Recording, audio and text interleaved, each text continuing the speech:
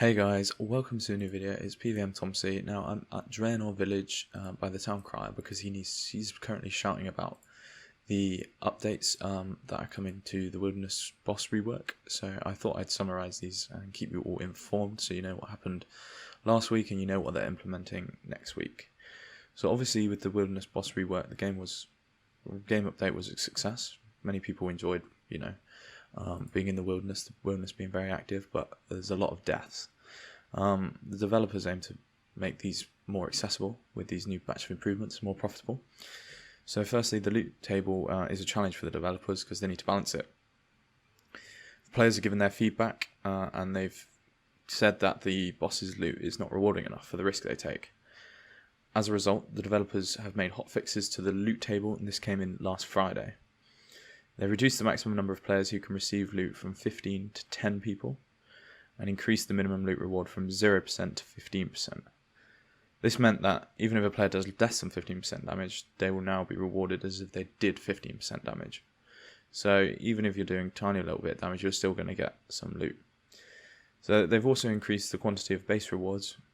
With these changes, a group of 10 players will now receive 1.5 times more regular loot than a solo player, as well as getting more kills per hour.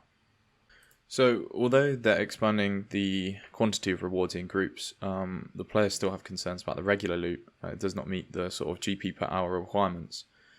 Strong and consistent loot is important. Do players stay and gain more rewards while risking the loot they've already got or be found by players, or do they cash out, go back and gear up?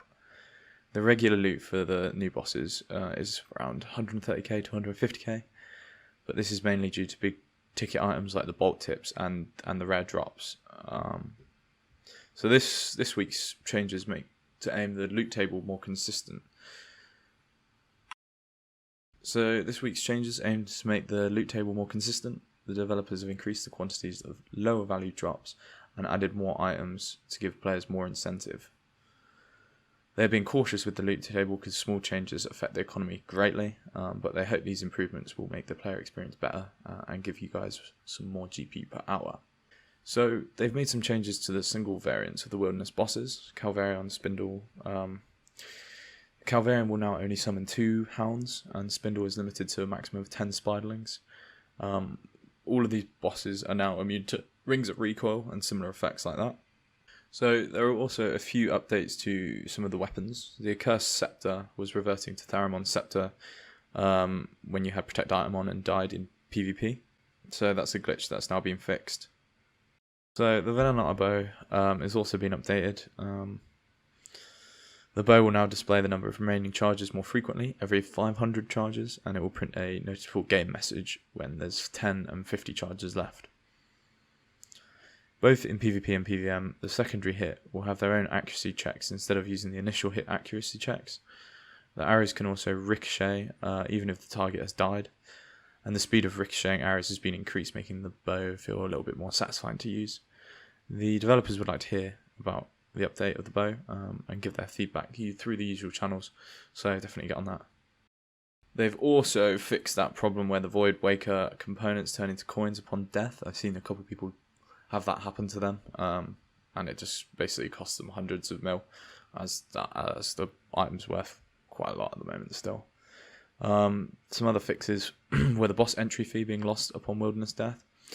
The stall behaviour when falling into the boss lair can be disruptive in PvP scenarios. The developers also want to know whether they would like to change the coins you lose as the sort of fee to get into the caves. Should this only be lost if the player is in combat with the boss or in close proximity to the boss? They want to hear players' thoughts about this. Moving on to some more tweaks. The fairy rings, they want to get some people's opinions on the redecorated portals. The player's not completely satisfied with the excessive sparkles, and I think they're going to tone down the amount of sort of graphics due to them. I don't think this is a good idea. I kind of like them. They kind of look cool. They've been discussing the visibility of the fairy rings on the mobile client. There's technical limitations due to the sort of power the phone can put out, and they want to increase the size of the click box. so people can easily more click on it on their phones. So there was a survey, and about 9,000 of you answered that survey, and it was sort of gauging the top 5 requested features. These were increase in the coin pouch capacity. Magic secateurs will now automatically be used if they're inventory, and they also got a boost when used on bushes and limpworts. Automatic addition of player-made runes to the rune pouch, that's useful. Coloured crystal armour, and the coloured crystal armour and the coin pouch capacity have actually already been introduced into the game. This was last week, and next week the coloured crystal armour will be being introduced. Alright guys, thanks for watching the update.